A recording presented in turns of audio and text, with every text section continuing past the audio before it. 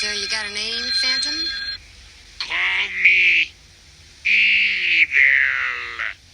Evil? You bad, honey? No. Just evil.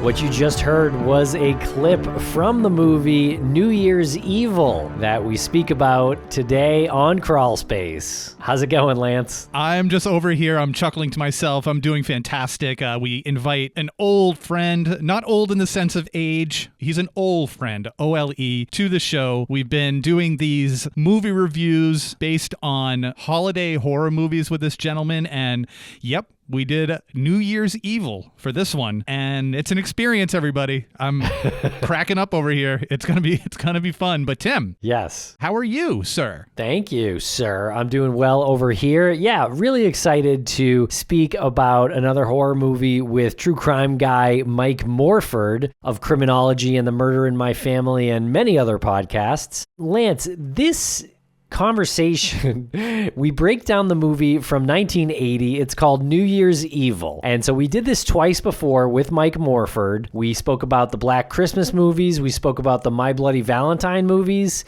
This movie, New Year's Evil, is not as well known as those ones, and for pretty good reason. It's from 1980. It's about 90 minutes long. It is free to watch on Prime Video, so definitely invite you to check that out. It might be more enjoyable. This episode, I should say, might be more enjoyable if you've seen it, but I do think it'd be listenable either way. But there's no true crime in this. Just want to give that fair warning out. But the real crime here is that this movie was made and released. So at least that can be taken into consideration. It's a really fun conversation. Like you said, there's no true crime here, but we do have a good time breaking down this movie and really scratching our heads on why certain creative choices were made. Okay, so I really hope you enjoy this. We'd love to do more of these horror movie kinds of conversations as we get ramped back up here in 2025 on Crawlspace. So look for more of those, but also look for more crime stuff. We'll be back very soon with the more typical fare. All right, we're going to take a quick break for commercials, and we will be right back with Mike Morford and our discussion about New Year's Evil.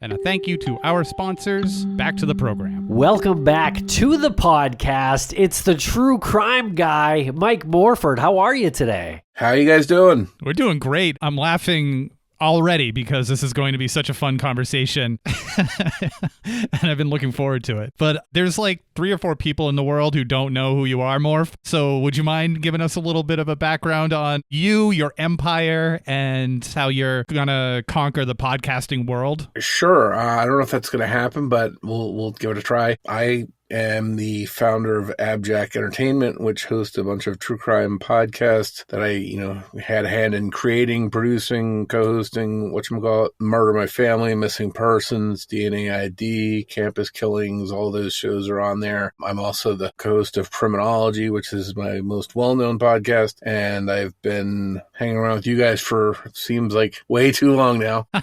This is probably my 30th appearance on your show because you guys can't get any better guests, but always happy to be here. Yes, and sometimes when we have you on, we talk about crimes, true crime specifically, seeing that we're all in that field. But sometimes, Morph, we talk about slasher movies from the 80s. This is one of those episodes here today. So previously, we had spoken about the My Bloody Valentine movies, and then even before that, we spoke about the Black Christmas movies. And now we're back to speak about another holiday slasher fictional horror movie. So this all started because we were talking about getting together to do, like a Halloween movie review show or something. And we were just kind of joking around and saying we should do it based on other unsuspecting holidays. So Black Christmas is a fantastic slasher movie. R.I.P. Olivia Hussey. She just recently passed. She was the scream queen in Black Christmas. She did a fantastic job with that character of Jess, building it. I mean, I know it sounds weird, but it's a slasher, but she built that character. She gave it an arc, and it was an exceptional performance. We thought Valentine's Day, that's an interesting one to do. So it was My Bloody Valentine. And I didn't know that any movies existed for New Year's Eve. And this one came up, New Year's Evil, and we all did it. We all took the plunge. Put ourselves through it. Where to begin? Yeah, well, we all watched this movie. It's from 1980. It's only 90 minutes long, so that was refreshing at least. That was definitely part of the appeal. It was about 90 minutes too long for me. At least it wasn't 2.5 hours like today's movies, but only 25% approval rating on Rotten Tomatoes, and even less for the popcorn meter, which is the audience approval rating. So 16% from the audience. So not a well-reviewed movie, not a well-revered movie, not a well-remembered movie at all. I can honestly say I've probably seen every horror movie from the 80s. I saw it one time or another. I never saw this one, and I guess there's a reason I never watched it. It looked really bad, but I don't want to give any spoilers away, so... I think it's okay to give spoilers away on this one. Yeah, 45 years. Yeah, 45 years. I think that's past the benchmark for spoiler consideration. Yeah. I didn't realize this was made during a strike. I think it was an actor strike or something, and there was some, I don't know, loopholes where the performers were able to, or the filmmakers were able to get performers, like, I don't know, outside of the SAG rules or something. I just read a little bit about that before we got on, because I didn't realize until looking into it. After watching it, I'm like, that lead actress, Rosalind Schwartz, who is still with us today. She's going to be 82 years old next year. Oh, good for her. She was known for playing Fonzie's girlfriend on Happy Days. I knew she looked familiar. Pinky Tuscadero, yeah, on Happy Days. So, wow. Yeah, because I was like, what else did this person do? And that's what I found out. So this was her first feature film. Most of the people in this, it was their first feature film, and it shows. I was a kid when Happy Days was out, so I remember her, and during the movie I'm watching, I was like, who is that girl? And I didn't take the time to go look it up and research, do the hard-hitting research like you guys did. But I said, she looks familiar. I know she was in something, and now I know what it was. There you go. Satisfied that curiosity for you. Yeah, so this movie, the setup is very strange, and I also just want to mention that the tagline on the poster is "Don't dare make New Year's resolutions, ... unless you plan to live." Okay. Is that your resolution? To not die? I don't know. Don't make any unless you're Okay. planning on living. So right. The setup here, it takes place on New Year's Eve, naturally. It centers around this woman played by Roz Kelly, who is a DJ from the famous radio station in Los Angeles, K-Rock. That's a real radio station, so I'm kind of curious about how they even mentioned that and said that she worked for K-Rock. But anyway, hilariously, the very first shot of the movie, it cracked me up because of how dark it is. It's like a comically dark shot of Los Angeles at night. And then we see this kind of famous hotel. It's like a Holiday Inn that's famous because of the architecture. It's like circular. You know, this is a kind of a landmark hotel in Los Angeles. So the whole movie is set in this hotel. Apparently, there's some kind of stage, supposedly, at the bottom floor. And so that's where this show is happening. It's a concert. Roz Kelly, the DJ named Blaze, she's hosting this party. This party is also called New Year's Evil. The intro song is called New Year's Evil. At about like the 6 or 7 minute mark, when we finally enter the concert, the first song that the band's playing is called New Year's Evil. It's the exact same song that played about 5 minutes before in the opening credits. It's the encore. Yeah, and then we get another one at the very end, the end credits as well. But yeah, like about 7 minutes out of this, for the first like 12 minutes is you're hearing this same song. And I'm very confused on how the show that the DJ is hosting is called New Year's Evil, because it's like a New Year's Eve party night type thing. And then there's also like this thing that's called like Hollywood Hotline that happens. Like, so she introduces this party and it's simulcast in different time zones. Denver, Hawaii, I want to say. There was a couple others. But then like as soon as they kick it off, like it turns into like a telethon for some very confusing reason. Super confusing. The time zones were, so she's in LA, and that factors into the killer's, I guess, MO, which is when each time zone hits midnight, he's going to kill somebody. They're focused on New York, Chicago, Colorado, and LA. So there's 3 murders that are leading up to, I mean, obviously, spoiler here, leading up to the LA murder, which is supposed to be hers. You mentioned the band. So that is an actual band, and I thought they were called one thing, but I looked into this a little more. The band is actually called Shadow, and they were okay. This long-haired, like, sort of hippie band, and they auditioned, and they got the part, and they had to, like, cut their hair. So the band that you see playing this new wave, sort of trippy techno or something, I guess new wave is, like, the best way to put it, but it's more like...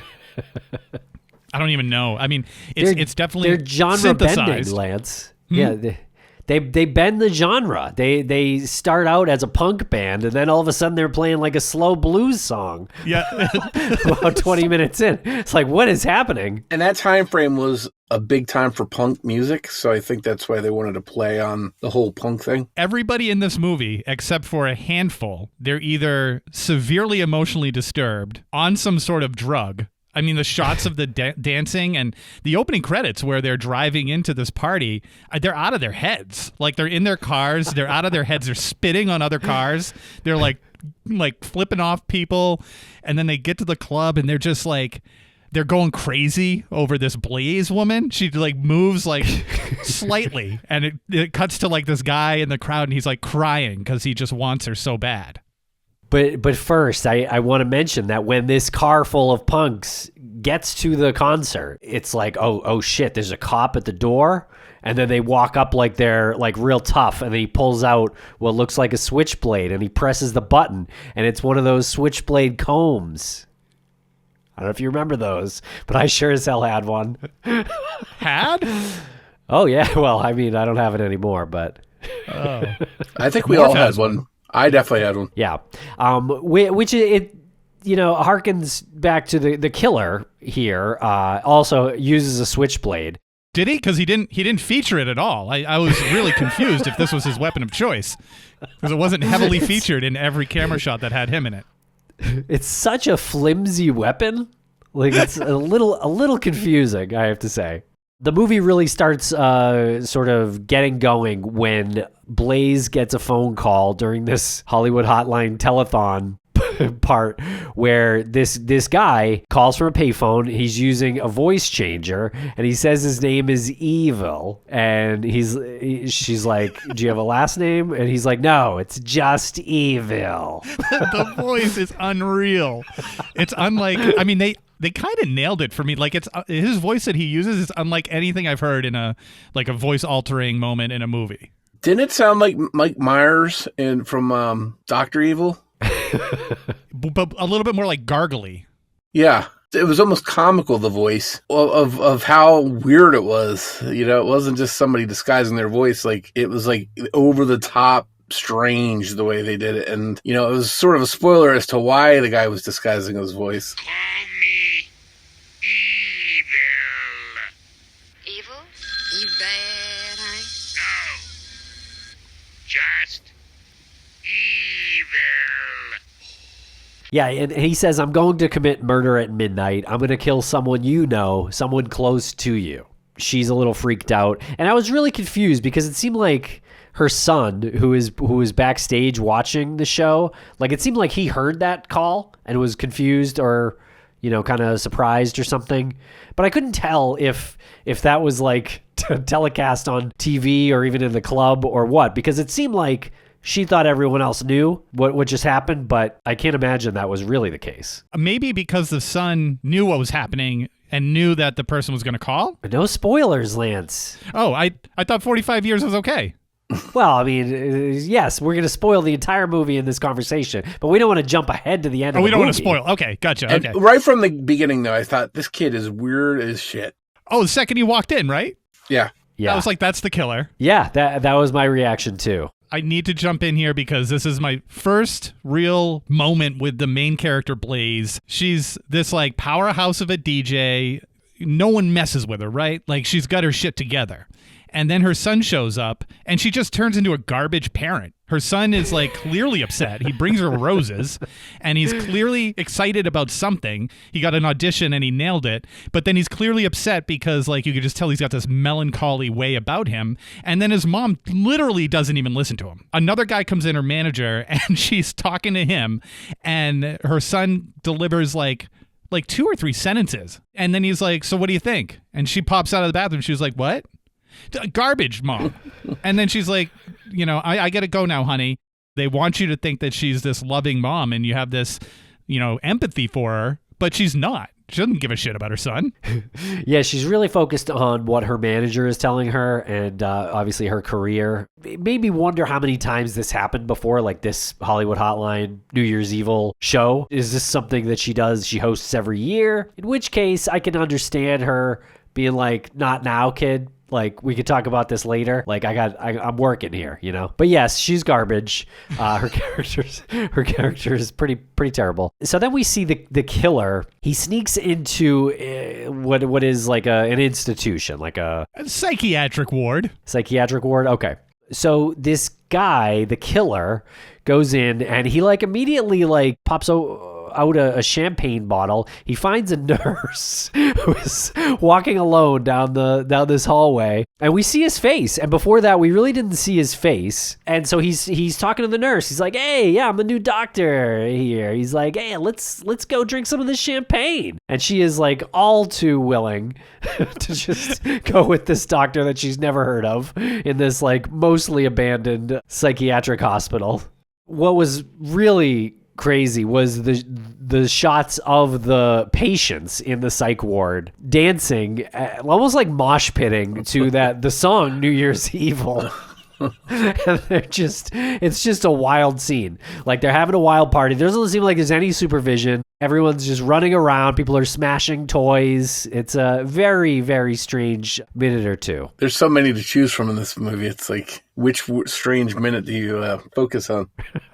Right. And I was taking notes during it, and I just stopped taking notes because I was finding myself taking more notes than would be capable of, completing in a single episode. But one of the notes I did take was that I do like the premise, this like knife in the nighttime premise where the prank calls are coming in and they have to figure out the same thing, like Black Christmas. Like, I love that. And you take these people who are unsuspecting of an attack like this, and you put them in a position to fight against the bad guy. And that was a wonderful execution of that during Black Christmas. This was an absolute tragedy of executing that plot line. And also the inmates at the mental facility, they were just like family members of the crew. They might have been the crew. And the director, Emmett, off the top of my head, I got it here. Emmett Alston. Emmett Alston clearly was just like, act crazy. No, crazier.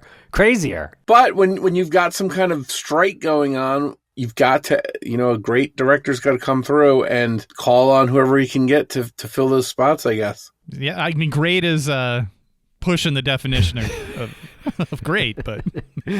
So Nurse Jane and this killer are making out while the inmates watch the ball drop in New York. Someone on the TV, like the Anderson Cooper of the broadcast in New York, says a boiler factory would be a graveyard by comparison. That's how he describes how loud it is in New York. So what? I gotta write that down. Yeah, what an odd comparison. The writers were probably on strike too, so the lines they used were probably... Yeah, I mean, I guess a boiler factory is loud. I guess that's the point he's trying to make there. So the killer stabs Jane at midnight and not a moment earlier. And then Evil calls the telethon back and Blaze answers again. She asks if he was joking and he says, "No, I just made my first kill at midnight Eastern Standard Time." Which was Thank you. probably the biggest LOL moment in the movie when he says Eastern Standard Time. And the thing he's using to mask his voice is like goes into his mouth. Yeah, it's very strange. Yeah. The shot of his mouth, and he's like over articulating. I got a challenge right now for you guys. Yeah. Let's stop. You've got to research what that thing was. You've got to get one and bring it on your show and do some imitations. That's a really great idea. I promise you, it was just like a tube from the local hardware store that wasn't connected to anything. It looked like a harmonica or something, like very small. A kazoo or something. Like a kazoo, like a clear plastic tube in his mouth to me. I don't know. I guess I have to take a closer look. Well, yeah, we'll do some research on that. We'll be right back after a quick word from our sponsor. And a thank you to our sponsors. Back to the program. And then he says, tell the police they can find the body somewhere in the Crawford Sanitarium. So I guess that's the place's name, Crawford Sanitarium. Okay, and then Blaze's son is doing some weird stuff. He's taking some drugs backstage. He starts sweating immediately, and he puts pantyhose on his face and stabs his ear with a spike of metal. Not before haphazardly cutting up the pantyhose. He was like jabbing it. Yeah. And then he like stretched it over his face and it kind of ripped a little bit. And I was really confused about the spike or whatever he put in his ear. It seemed to happen so fast, and then he had no reaction on his face, like of pain, but there was blood. And it just added to the weirdness of this guy. He's already weird, but now the weirdness level is going up. Right. And now we've already seen the killer's face, and we know that the killer isn't her son. So I guess that's a point for the plot. Yeah, I was a little confused because not long after this, there's a killer who goes to a bar and picks up a couple of women there, presumably to kill them. But was it the same killer the whole time? Yeah, he put a fake mustache on. Okay. I guess that really fooled me because I thought it was different killers, but okay, that makes more sense. Yeah, fake mustache. And the actor that played that guy looked familiar. He was another one that looked familiar, and I had seen him in something, and I glanced at his credits, and he's been in a lot of stuff. But I don't remember much of what they were, but I do remember he looked familiar. Kip Niven, right? Yeah. And I think he passed away. I think he was almost 80 years old. I'm going to guess he had a guest starring role on Chips at some point because completely randomly, he says that there's a party at Eric Estrada's place. Oh my God, I had that written down. Yes. We're going to go there. Let's go to Eric Estrada's. And Chips, you guys are too young for this, but Chips was like super popular at that time. So they probably just wanted to throw that out there just to connect themselves somehow to the show. That was my first laugh out loud moment. Like I was giggling on some spots, but when he like convinced the two women that they needed to come with him because he was going to Eric Estrada's place, I was laughing. I also really loved the cigarette machine that was in the background in that shot. I thought that was or in that scene. I thought that was really funny just to see that. So such a dated thing these days. To the younger folks out there, there used to be these big boxes full of any kind of cigarette pack you wanted, and it was like a vending machine. So in that bar, there was a band that was playing a song that I guess could only be titled Dumb Blondes because they sing a line, half empty heads, but they're Einsteins in bed. That was one of the lines in the song. Wow. Yeah. Pretty crazy song. The whole movie is based on the resentment of women, but we'll get to that. Yeah, we can definitely get there. So they tell Blaze about the murder. The detective even says there's enough evil around here to fill Death Valley. I'm telling you, there was a writer's strike going on at that time too, and they had some kid out of college was probably just smoked some pot and wrote a script, and they went with it. Yeah. Yep. I guess so. I love the cop. The cop's a classic, short little pit bull type guy, unassuming physique, but rolls up his sleeves and he gets right in the mix in the end. And I love it because he's addressing the killer as this son of a bitch. We'll get this bastard, the son of a bitch. Don't you worry, Blaze. You just have to keep him on the line a little longer and we'll nail this son of a bitch. Right, that's what they ask her to do. They tell her to keep him on the line because she's the only one who can catch this killer right now. She's the only one the killer's corresponding with. they also believe that he's eventually going to make his way to the concert at the Circular Holiday Inn. It took a little bit for me to realize that he wasn't moving across the country. Right. He's in LA, but he's following other time zones. Mm-hmm. So that was another reason why I thought it was a separate killer, is because that seemed like that would have been maybe more interesting. Yeah, if there were 3 killers, like one in each time zone, that would have been amazing. Not just Eastern Standard Time. Sorry. When he picked up the 2 women from the bar and brought them to buy liquor at the store, and he kept the one girl in the car. Did you see the weird interaction between the woman that went in and the clerk? It was strange. And I'm like, that was just really weird, that interaction between the clerk and her. Yep. What was weird about it? I can't even describe it. It's like, it was just like an awkward moment of disdain for each other.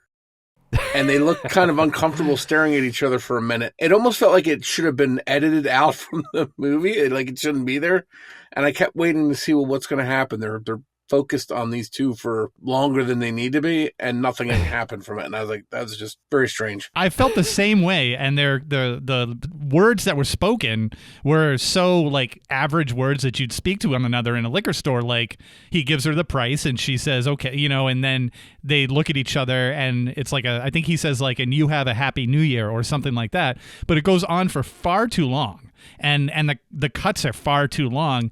And maybe it was just because they needed extra time for whatever happened outside to be realistic. That's one of those things that happens in movies where you really don't need to cover for. Like, you could just cut away and you don't know, watching any other movie, like how much time has passed. So if that was the reason they did that, they really, are not masters of their craft in filmmaking, I would say, because no one cares about that thing, that like time jump when you're cutting between 2 areas. And it only added 3 seconds. It was just 3 seconds of uncomfortable staring at each other between the 2. It's not like he had time to do a bunch of stuff during that 3 seconds. And although I had never seen the movie before, that shot of him when she opens the trash can up and he's got the lighter, I've seen that picture a lot on the internet and in different horror magazines and stuff like that. Oh, okay. Right. So when one of the women are in the liquor store, he kills the other one in the car with a plastic bag over her head. With absolutely ridiculous. I mean, the plastic bag, like, probably the hardest way to kill somebody. You have a switchblade, dude. Like, all she's got to do is poke a hole in the mouth of the thing to breathe. It wasn't even like solidly around her head.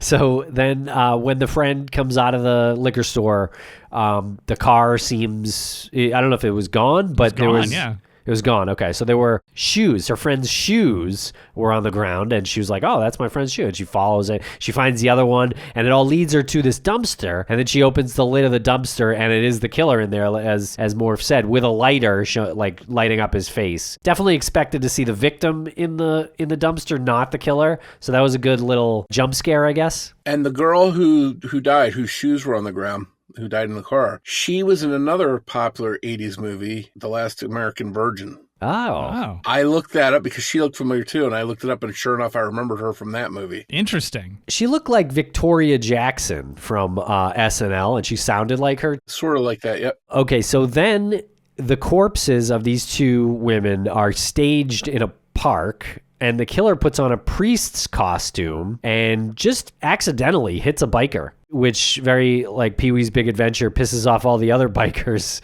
and they follow him. And so they're following him, and he drives into a parking lot of a drive-in movie theater where they're playing a double feature. The movies are called Bloodbath and Blood Feast. I love the plot twist that the hunter has now become the hunted. Only a few moments.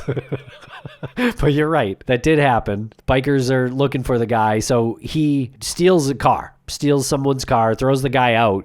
The woman, his girlfriend, the driver's girlfriend, stays in the car, oddly. Actually, I think, did she move to the back? She moves to the back seat, I think. They were in the back seat. He was feeling her up. The Yes, boyfriend was yes, feeling her up. that's- The classic drive-in. Right. Our only nudity in the movie. And I do want to mention, he was like, what do you think? Is it time? Or something like that. And she was like, no, let's wait for the second movie. So I thought that was an interesting point there because the killer kidnaps her sort of incidentally because he was looking for the car. But then he does try to kill her. He chases her out through this, I don't know, park or some like a football stands. Does not kill her, actually. So I thought that was interesting and probably intentional that she chose not to have sex and then she did not get killed. Yep, and then she survives. Yep.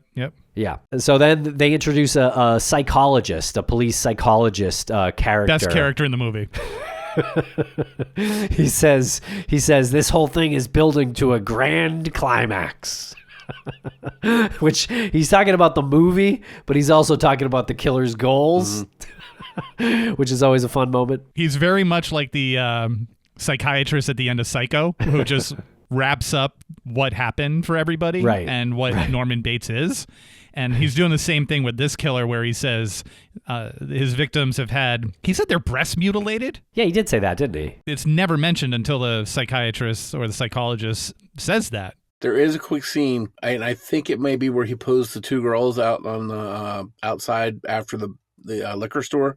I think you can see their breasts have blood on them. Oh, Yeah. okay. Yeah. Okay. If you go back and look, you'll see that. If you're I won't go back. willing to and go back and look. This was free, by the way, free on Amazon. Yeah. Yeah, free Yeah. on Amazon Prime, yeah. With limited ads. It said limited ads, but I only got ads in the beginning. I think even the ads were like, we're good. Just, we don't want to make this longer for you.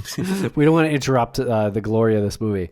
Yeah. But the best part of that, like, psychiatrist scene, after he gives his, like, dissertation on the killer, I think he starts talking again. The cop, the main investigator, is like, yeah, we got it.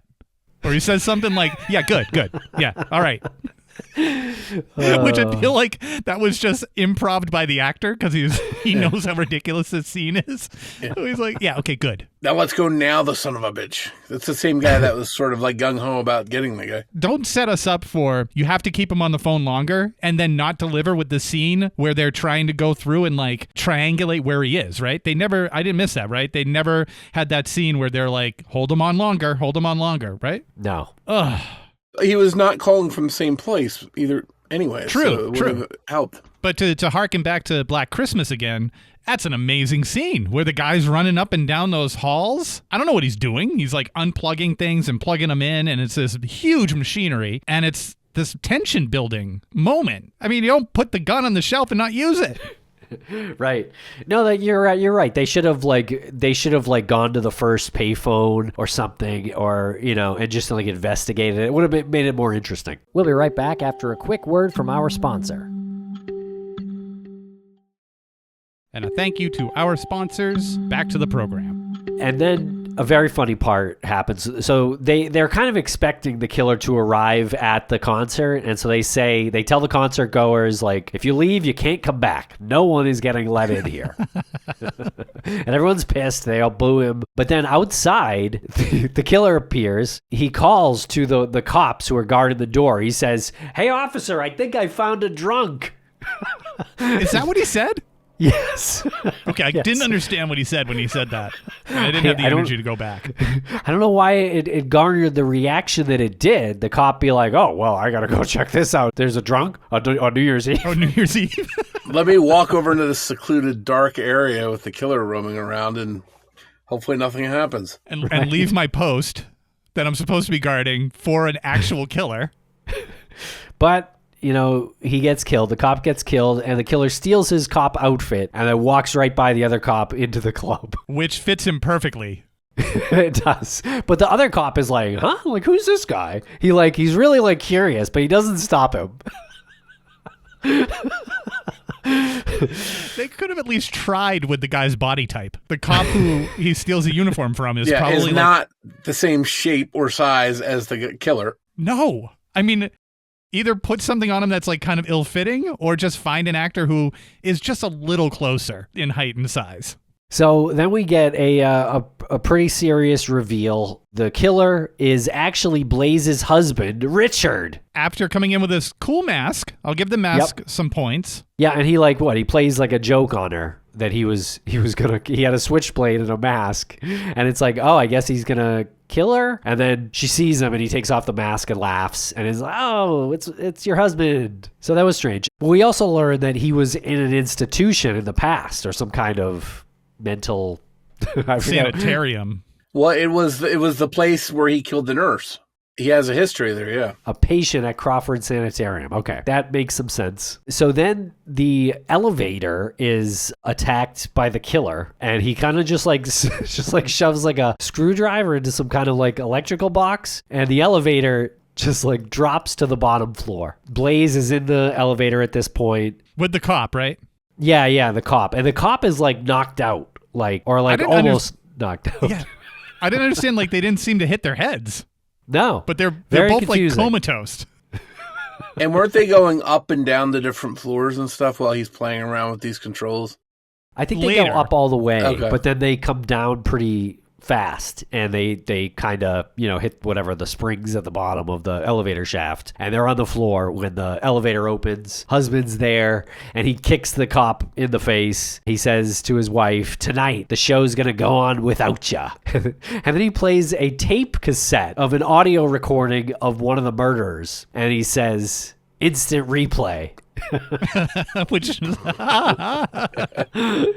that was a new term back in the 80s, instant replay. The only thing better would have been if he took out the voice thing and talked to her with that and said, tonight the show's going on without you. yeah, Yeah. that would have been unreal. Robot voice. But then we learn a little bit about his motivation, and he says, I've had to beg you for every cent I ever got. You castrated me, and that is not nice.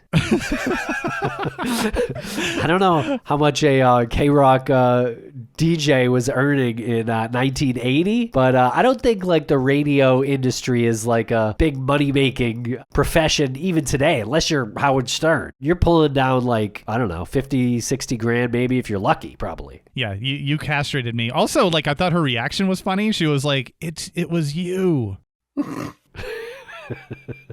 Shocker. My emotionally unwell husband. And he also says, this has been a very bad year for me, but midnight starts the first day of my new life. And all of a sudden, when it's revealed that this guy's the killer, now it makes sense to me why his son is so off the rails.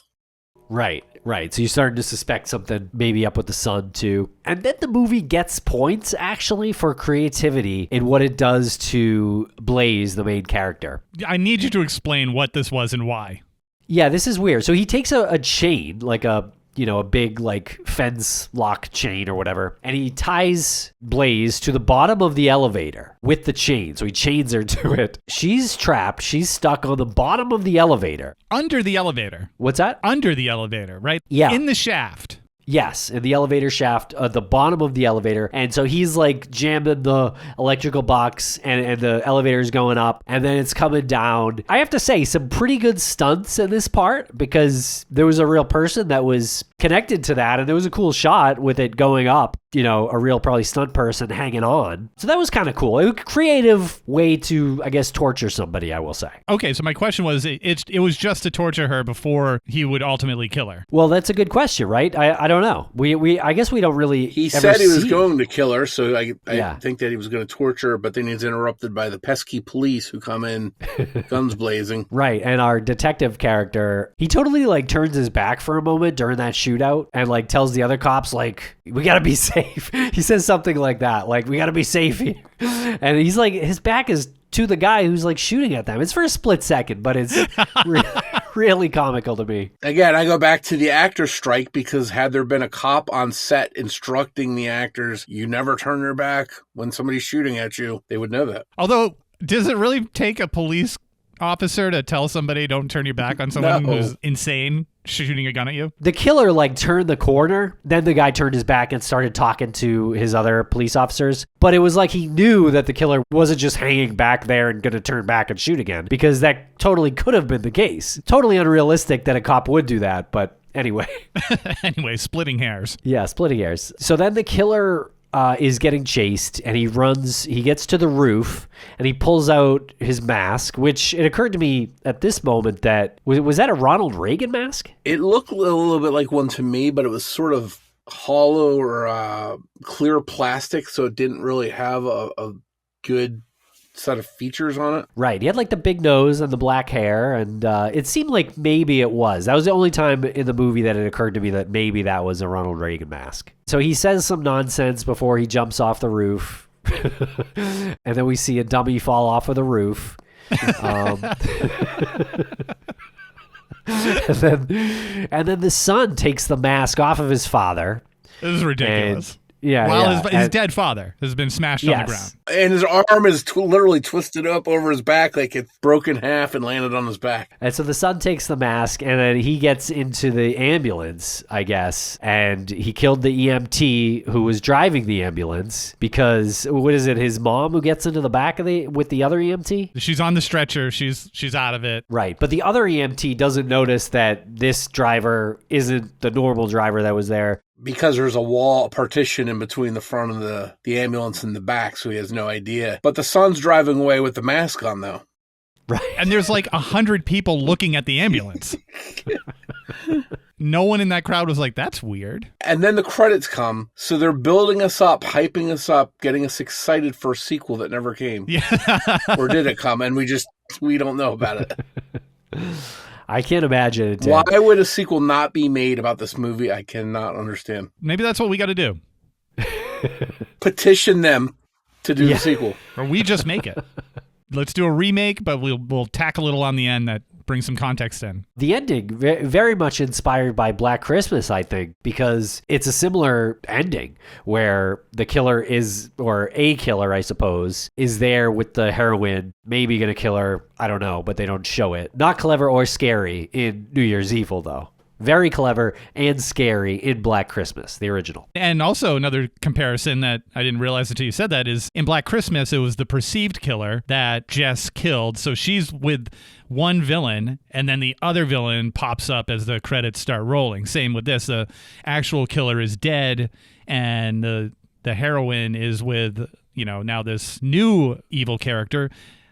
But that's where the similarities end, because in great horror movies like Halloween and Scream and Nightmare on Elm Street and Black Christmas and so on, you have the classic last girl, right? The one who's the unassuming one that turns into this like warrior against all odds and is fighting the dark forces.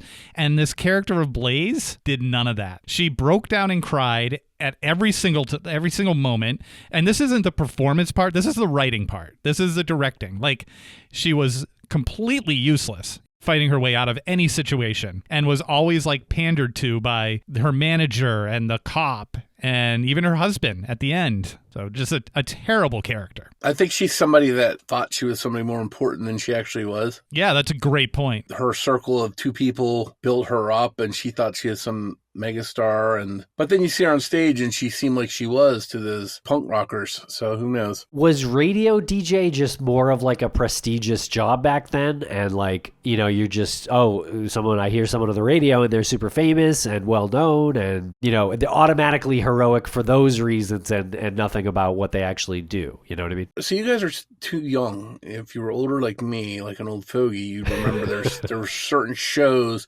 and certain hosts. A lot of times it was like horror shows at night, like Elvira and stuff like that. Oh, yeah. There'd be some different hosts that would host things, and there was another one, I can't think of the lady's name, but she used to host like Saturday night horror movies, I think on a New York channel. There were different people that sort of took on these characters, whether it was a horror host or DJs or whatever, that would do these things and make a big thing out of them. It's sort of weird looking at it now because it's not really a thing anymore, but back then it was pretty popular. Is that what she's doing now? I think she was sort of like one of those, like a shock type DJ. Okay. Something like that, hostess, sort of like an Elvira, but for punk music. That's a great way to put it. Yeah, she does seem like if Elvira were more of a radio personality who popped out for certain special events that were connected to, however they can tie that into the shock or the evil part of it to fit her character. What do you rate it on a scale of 1 to 10? We need to come up with a rating system that's unique to us. Yeah. Switchblades? Switchblades. Love it. Love it. My vote on this is 1 switchblade comb. It doesn't even get a blade. This one gets the switchblade comb. Ooh. Out of how many, though? How many possible can you get? 10. 10. 1 out of 10. I'm with you. I think this was pretty bad. This was rough. Kudos for a little bit of a twist at the end that I actually figured out kind of early. Like, where's the husband during all this? And they came up with this lame excuse that he's gone. And then I thought, why does he need to hide his voice from her when he's calling her if he's a stranger? So that was the first time it clicked. Maybe she knows this guy. I didn't know right at the time that it was her husband, but I thought maybe it's somebody that she knows. So a little bit of a twist there at the end they tried, but it's like a 2 switchblade comb for me. Yeah, I'll give it 2 as well. It gets 1 full switchblade comb because of that chaining to the elevator scene. That was pretty good. I'm not going to lie. The police psychologist did kind of nail it when he called it a grand finale or a grand ending or whatever. You knew you were watching the grand ending or whatever because that was happening at the same time as the shootout. And it's like, okay, well, you know, at least they was right about that. This is kind of interesting now. But yeah, I feel like the movie that I was kind of picturing this was better than the movie it actually was. By that, I mean multiple killers in different time zones. I think that would have been cool and actually would have involved other detectives and other police forces. I don't know. Would have been a more intricate storyline, but definitely more challenging to write and make, but definitely would have been more interesting. So there you go. You should remake it. They're remaking horror movies all the time and just add that little twist to it. Yeah, and somehow maybe the husband meets other people while he's institutionalized and he's able to convince them to do his bidding in other time zones in other states. But I think I'm going to raise mine to 2 switchblade combs.